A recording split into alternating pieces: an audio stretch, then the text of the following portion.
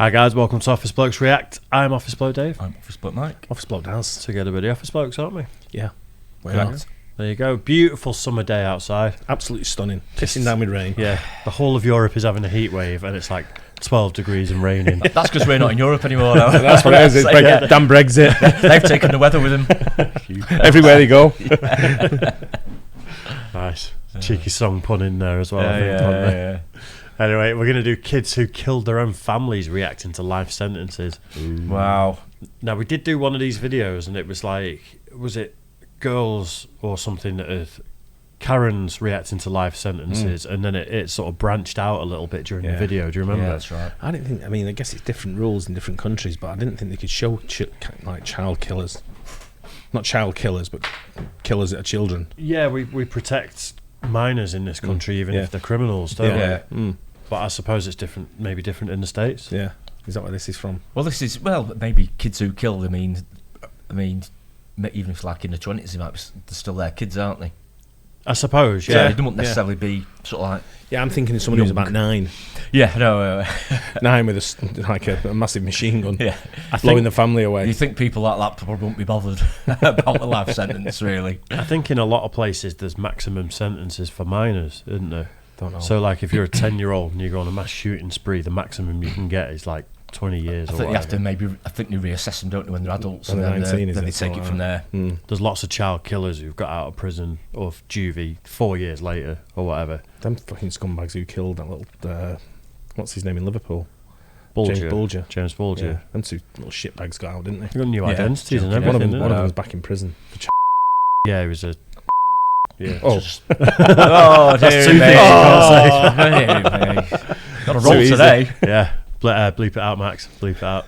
Let's do it. Kids who killed their own families reacting to life sentences. Family issues are common, but usually not ones that reach the point of murder.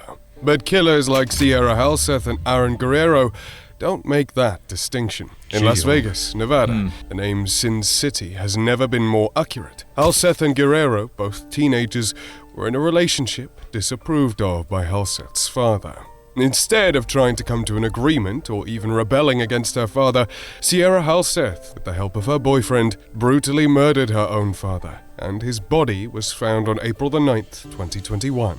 The body was found in a sleeping bag with 70 stab wounds, but that's not even the worst part. Apparently, they tried to dismember the body with saws and set it on fire before they left it in the garage. What could drive two kids to commit such a horrific act? In court, Sierra dropped a bombshell, despite her completely lifeless expression. She read a letter painting Daniel as an abuser, an addict, and pedophile, with his harassment supposedly leading to his demise. Whether or not Sierra was on the wrong end of this abuse, she clearly suffered some disturbing change, as she recorded a video days after the murder with her accomplice boyfriend, laughing and gloating about the murder in a deeply unsettling way. Day 3 after murdering somebody. Wow! Don't put that on the camera. It was worth it. Regardless of their motives, justice was served for their crime, as they received life in prison with a possibility of parole after 22 years. On count 1, you're going to be sentenced to 48 to 120 months in the Nevada Department of Corrections. On count 2, you're going to be sentenced to life in the Nevada Department of Corrections with the possibility of parole after 20 years has been served, plus a consecutive 24 to 60 months in the Nevada Department of Corrections for the deadly weapon enhancement. And while Helseth may have had some twisted motive, Bohemia Griego's... That's just like... I'm fairly certain I watched like a true crime breakdown of that case at one point. Yeah. And there was lots of family members coming out defending the dad, saying there's absolutely no substantiation between the allegations she made. You know, saying he was a good guy. Yeah. Well, you have to look at that video after it, don't you? Seeing the attitude that they have towards it, it's absolutely It's unbelievable. Sickening, isn't it? Murder. Oh, sorry. Don't get it with kids the way they act, especially nowadays. It's even, I don't know whether it's a discipline thing or parenting skills. I don't know. I get a lot of teenagers do daft things and get in trouble. Both my kids have done daft things and got in trouble. And I'm like, what are you doing? Yeah. And so then you teach them right from wrong. Yeah. Sort of thing. But they've never done anything that's serious enough for the police to get involved. Put it that way. Yeah. Well, everything's so PC these days. It's sometimes it's difficult to tell them off. Yeah. Oh, Just simply things Trust like me, that. my kids get out of line, they get a proper lug warm. Right, simple. They can do whatever they want. Yeah. Some of it could be lack of community nowadays.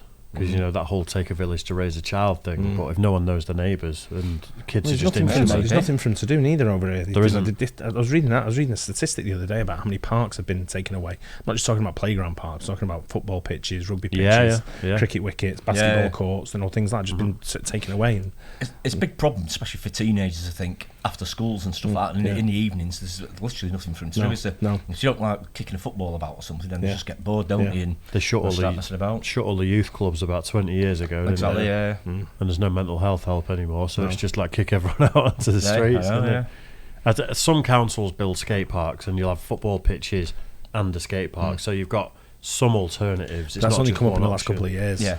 And they took more down than they put up. Yeah, and some of the facilities are just rubbish, aren't they? Yeah. And in the summer they take all the nets down, don't they? I know they do it to protect the football pitches, but just put them somewhere else on a different part of the pitch or something. Or, Spree was on another level. In New Mexico, 10 years ago, 15-year-old Bohemia Griego went on an utter rampage in his own home with an AR-15 and a .22 caliber rifle. As he suddenly shot and killed his 40-year-old mother, his 9-year-old brother, his 2 sisters, aged 5 and 2, and patiently waited among the dead bodies for his father to arrive so that he could murder him as well. Griego left a horrific bloodbath at home as he drove to church, and the pastor informed the authorities. Shockingly, no motive whatsoever was found, other than Griego being suicidal and frustrated with his mother, but that would in no way explain how he murdered his entire family, even children. After pleading guilty, he was tried twice, once as a juvenile and once as an adult. During his adult hearing, though, Griego turned heads when he suddenly felt remorse facing those in his family who survived his rampage, apologizing to them and expressing his guilt. I am sorry for taking our parents and our sins. I wish I could take it back, but reality is that we can't. But it wasn't enough for his sister, who broke down crying. Griego couldn't even get the sympathy of the district attorney, who seemed to be haunted by this case. As a homicide detective, I'd seen many death scenes, but this is the one I get to relive every day. He ultimately received a life sentence, plus 7 years to run concurrently, with the possibility of parole at the age of 52. Speaking of 30 years. Yeah, for all them. Unbelievable. I'm surprised. It's a disgrace, isn't it? I thought they'd just throw away the key and say, no parole, that's it, you're done. Yeah, you've done what you need to do. Was he in New Mexico, did you say? If that was Texas, he'd be done for, wouldn't he? Yeah, it's just, I don't know, unhinged and Something like again, that. he's a kid. I don't know, he's about kids' minds work differently to an adult mind. And the rest of them were kids though as well. That's the I know. thing. That's So. worse. But if you're going through things like that, and this is me giving me the Office Blokes confidential head on. If you're going through stuff like that, rather than say, just dip yourself, just go. Don't kill yourself. I'm not saying kill yourself. I'm talking about dip out and just go and live somewhere else. The situation. Yeah, go and live somewhere else. Just go away to a different state and start a new life. It is never too late to restart, is it? No. That's the thing. No. Just put a backpack on, save a couple of quid, and just go. Just say I'm off. Yeah. See you around. Before I do anything bad, I'm off. Yeah. I agree with you on that completely. Yeah. People always go from 0 to 100, don't they? Yeah. Whereas there's a middle ground of just start a new life somewhere. Yeah. Try it. And it might work out for you. Yeah. unspeakable murderers of children, Dylan Schumacher also gets zero sympathy. Dylan Schumacher tried to make rounds in court when he broke down crying, but his acting skills were as bad as his consciousness. In Springville, Utah, 16-year-old Schumacher was babysitting his girlfriend's 2 children when he couldn't do the basic human task of calming down a crying 2-year-old. Hang on a minute. We did. This guy's been on. Yeah, we saw a this. similar, video. No. Did he just say 60? He was 16? Yeah, looking. And his girlfriend's 2 children? Yeah. How old's she? What state are they in? Utah.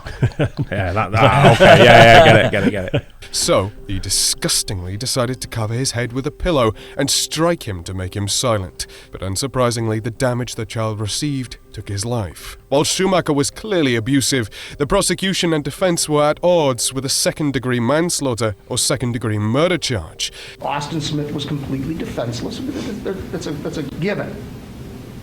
But there were other dynamics at work there, including my client's inability to either control his anger or frustration, and his inexperience in babysitting. What is to say he won't do this again?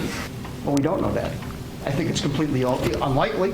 But fairness is not lost in the world, and Schumacher was tried with the intention to kill and first-degree assault, until he tried to put on a sympathy act in court. I didn't mean to kill Oscar. Ashley, I really didn't. I really think I did that. I didn't mean to hurt him. Dylan broke down to his girlfriend, claiming that he loved her son, but he was quickly exposed when a video came out of him saying, I am a 16-year-old blonde. Probably all I have to do is cry in front of the jury, and they're going to feel sorry for me. The act couldn't fool the judge or jury, and Schumacher received 18 years to life with a possibility of parole in 2031. These apologies... No, it's just not enough, is it? No. Don't know what I didn't mean to do it. Mate, first of all, you wrapped his head in a cushion or something. Yeah. And then beat him around the head. What do you think's going to happen? A defenceless baby. Yeah, I know. It's sickening, it really is. How many of these people don't realise that all of their prison phone calls are being recorded? Even when the cops are out of the room in the interrogation room, it's being recorded. Yeah. Like, I think he was on the phone to his mum when he was saying, I'm a 16-year-old blonde boy or something. And it's like, everything is recorded. Yeah. Ridiculous. It's madness, isn't it? I think even though it's not admissible, because the cameras are always on in interrogation rooms, I think even when you're talking to your solicitor, they're listening to you. Probably. But they can't use it, acknowledge it or use it for anything. But if you say to your solicitor, I'm fully guilty, mate, I fully did all that, what are we going to do? The cops are going to be like, right, we need to figure this out. I'm sure they must do that. They probably do. That's always a question of mine, actually. If they've got confidentiality with the solicitor, but if you say to a solicitor, yeah, I'm absolutely guilty of this, but, say I'm not guilty and try and get me off, can they do it? Yeah. Or can they? They can, or would they say, well, you've told me that you're guilty, so I can't? No. Because they're there to try and get the best outcome for you at the end of the day. I just didn't know whether it's like a... I think if there's imminent harm to other people, then they can break the confidentiality agreement. Yeah. It's the same with psychiatrists, isn't it? If you say, I'm going to go on a rampage, they can then break that confidentiality and phone the police. Yeah, get that. But I think the amount of people that probably tell a solicitor, I'm guilty, but you need to help me. And the solicitor will just do whatever I'm we sure can they do. do to a certain extent. I'm just wondering whether it comes down if it's something like murder, something so serious. It's ethics as well, though, isn't it? Yeah. It's maybe ethically they'll say, listen, you've said you've done it, I can't try. Maybe ethically they might say, well, get someone else to do it. Yeah. You can recuse yourself from the case. But I know a barrister who represented quite... You work at a coffee shop? Yeah, a barista. That represented quite a famous, well-known murderer that was on the moors, not the ones you're thinking of, but someone... I'm not sure I can really go into details, but it's someone who's guilty without a doubt and a very high-level barrister. But he said, all you've got to do is just switch off and represent your client regardless of what you know about them. Yeah, well, I'm sure a lot of them think actually they are guilty even if they haven't said it, don't they? But they just have to. I know they have to represent them. And everyone's got the right to representation, and that's the justification for the job. I will represent you, and it is what it is. You just let the law do their job. Yeah, but it's their job as well to do what the best they can, because that's what they're getting paid for. Yeah, true. Simple. Yeah. In court barely stir up any sympathy for the murderers, just like Tyler Hadley. In Port St. Lucie, Florida, 17-year-old Tyler Hadley thought out an entire murder plot straight out of a movie. He first invited a bunch of people over for a party, but they didn't know that this would be a party from hell when Hadley took 3 ecstasy pills and murdered his own mother and father, Mary Jo and Blake Hadley, with a claw hammer. During the party, the dead bodies could be smelled, and it was an extremely disturbing and tense time for Michael Mandel, to whom Tyler confessed the crime, until Mandel could leave the party and report the horrible crime. As far as motive went, this went far back to Tyler having major problems with drugs, as well as prior convictions for arson, vandalism, theft, battery, and injuring a child with his father's car, which apparently he used to steal without permission. But the last straw was his parents attempting to get him help for his drug problem. So he reacted by taking their lives and cementing his irredeemable nature. During his trial, the state really wanted to give the death penalty, but couldn't for his age. So he was granted a life sentence that was reconsidered in 2016, but reapplied again in 2018. I can apologize or make amends for the horrible acts I've done, I committed. This came after Hadley's brother spoke out in court. Well, I guess what I want is for him to get the maximum penalty possible, which I understand is life in prison without parole. Other family members who faced Tyler in court included his mother's niece. We pray that sometime in the future he will have the opportunity to rehabilitate and have a life on the outside. Tyler had the nerve to speak out in court and apologize for his actions. His apology was undermined by his brother, literally asking for him to get the highest sentence possible. Disconnect from reality can also lead to disastrous harm. He was a good kid. It was just a mistake, you know. Won't do it again. Yeah, no history of bad behaviour. He didn't even sound convincing when he was saying, like, he was just robotic, wasn't he? Just trying to claw at whatever chance of life he's got left. Let's cover these 2 minutes with just saying what they want to wear. But his brother should be the one giving him the sentence there. Yeah, he's got it right, hasn't he? Yeah. Absolutely got it spot on. At what point do you turn your back on your own kid? Because obviously, like, that's one of them. That's 100%. That's one of them. No, but that's too late because he's already killed his parents. Yeah. I mean, for the parents, they were obviously giving him chance after chance. Not helping him. Right. Well, I don't know. You mean just do whatever you can, don't you? If it's your kids. But then sometimes the best thing you can possibly do is say you're done. That's something on. That'd be like a case by case basis. I'm guessing. Yeah. It'd be a difficult one, wouldn't it, to just turn your back on your kids? But absolutely, no matter what they've done, sort of thing. But my auntie did it with one of my cousins who has been an absolute tearaway. You know, made a life hell for years, and it's the only way he's ever going to sort his life out is by saying, "I'm not talking to you for years, indefinitely until you sort yourself out." And sometimes I think it can get to that point where you're an enabler as a parent rather than. Oh yeah, I'm sure it can get to a point, there's a tipping point where a parent couldn't take anymore, where they get to the edge and say, listen, I'm done because I can't do it. I've done all I can. I'm sure there's going to be a point, but it'd be a tough one. If they don't clean the room, you're out. I'm done with you. Dead to me, If they don't make you a cup of tea and get your slippers as soon as you come into the house. Sock on the floor right now. I mean, you'd have no chance of him, would you? He'd have been beat. You can't see my floor for socks. I do it, the kids do it. Like man. That's the making me itch. We have sock fights. Such as what happened with Daniel Patrick. A 16-year-old Daniel couldn't tell fact from video games when he became obsessed with video games after a skiing accident that left him with spinal injuries and too much time to spend playing games. After a disagreement with his parents over wanting to get the video game Halo, Patrick horrifically imitated the game to a disastrous degree when he stole his father's handgun from a safe and shot both his mum and his dad. While his dad survived, his mum passed away from her injuries. After fleeing the crime scene in a van, Daniel was caught by the police. Things changed dramatically in court for both Daniel and his father, who showed genuine emotion and regret in court. Daniel could be seen crying, and his dad seemed to have forgiven him, even defending his son. I can't count the number of times he has told me that he is so sorry for what he did and he'll never be able to forgive himself. I can also count the number of times he has told me that he is so happy that I survived and so glad to still be able to see me. With the defense and psychiatrists arguing that Daniel couldn't distinguish reality from video game fiction, Daniel could not receive the death penalty. This is not the case of a drug fiend stash being taken away. Daniel chose, in the words of his father, he referred to him in his interview as a pathological liar. Daniel has serious problems telling the truth. Regardless of addiction or disconnect, Daniel received life in prison with a possibility of parole after 23 years.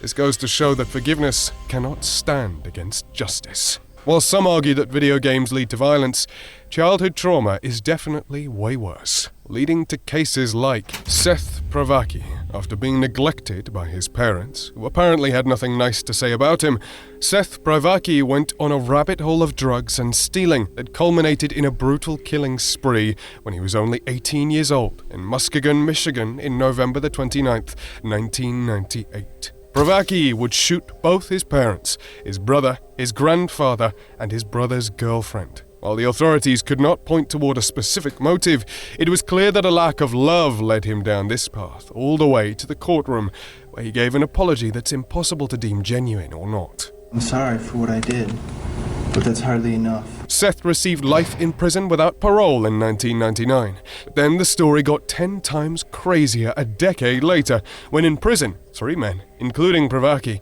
took control of a tractor-trailer and drove right through the prison fence. After the guards fired, one bullet struck Sethprovaki straight in the head, killing him. You think of irony, karma, what you sow, so shall you reap. Whether it was karma or a sad...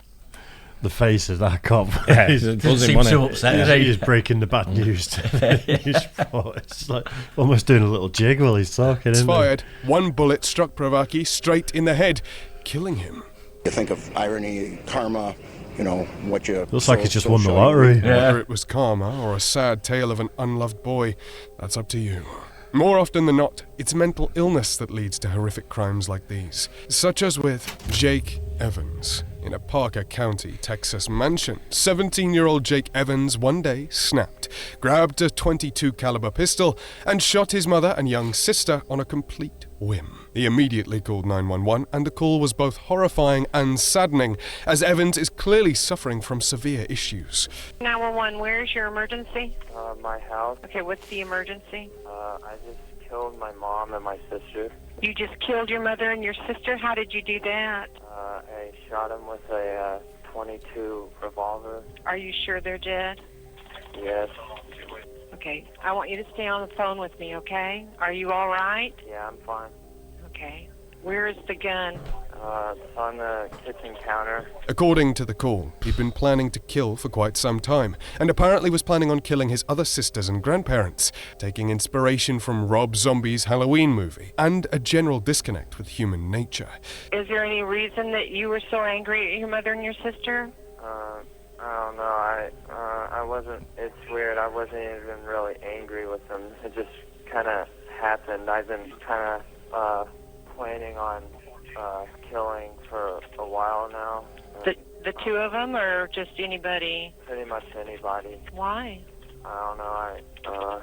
I don't really like people's kind of attitude. Right. I think they're very emotional. I don't know, verbally rude to each other and stuff like that. Right. In court, it was an odd sight, as Evans looked no older than the adolescent he was supposed to be, pleading guilty for his crime, although controversy was stirred regarding how much prison time he should and should not be getting. He was ultimately charged with capital murder and given 45 years with a chance of parole at half his sentence. This one doesn't feel very satisfying, as this young man clearly needed psychiatric help rather than an orange jumpsuit. Speaking of somewhat You look like Mark Zuckerberg on that last picture. He did a little bit, didn't he? So he went on to run Facebook, did he, in the end, the Meta? He's done well for himself, isn't it? That's a really strange one, that, isn't it? It's like he's got mental illness, but did anybody know about it? Was it not flagged up anything? Because, I mean, he seemed so calm and everything about it, didn't he? It's hard to speculate, isn't it? Like, I think a lot of these people have prior mental health issues. Oh, massively. I think you'd have to, wouldn't you, to just do the things that these people are doing. I think a lot of them are medicated as well, though. Yeah, maybe. And there's reactions to medications a lot of the time. Or maybe missed medications if they're on it. And I think mental health sort of like increased over the last few years because of pure like social media and things like that. Definitely, I think it's a big part. I think it's always been there. I think it's just been more to the fore now that people. There was never that many nutters when I was a kid. No, now they're like everywhere. People are talking about it. You know, you got celebrities talking about saying I've got mental health issues. There doesn't seem to be like a stigma attached to it like there used to be, because it did. You know, but you get put in the nut house, didn't you? Just say one wrong thing and they lock you up. Yeah, in a madhouse. Yeah, she's gone. She's hysterical. Send to Macclesfield, yeah. I think you'd just be home now. That's right, yeah. The Macclesfield Nut House, yeah.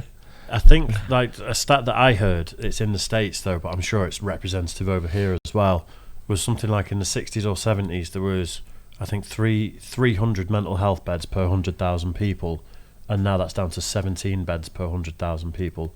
Well, I thought you were going to say it's increased. No, it's significantly reduced. It's something like a 95% reduction in mental health beds, and a lot of it was because they shut all of the crazy houses because of all the abuse that was going on there. Yeah, true. Yeah, that's the other thing that goes on, and it's they're very vulnerable to abuse. With different things, and that's what happened over here. Yeah, absolutely. Look what happened with. But now they're just all in hospital or jail. The cigar smoking runner. Yeah. Don't know what happened with him.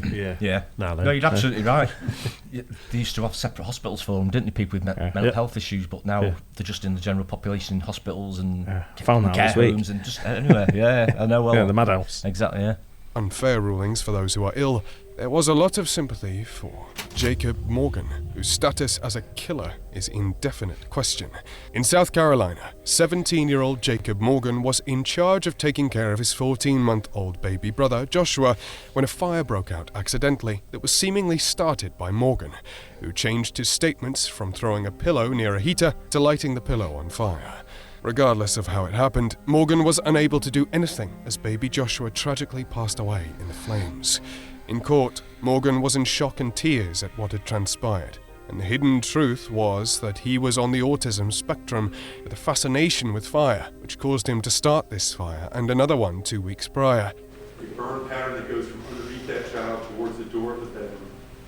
That is caused by likely something. It's a significant burn pattern as he described it. It could have been alcohol, it could have been something else that gets consumed by the fire, but a significant burn pattern shows that there is something significant and intentional.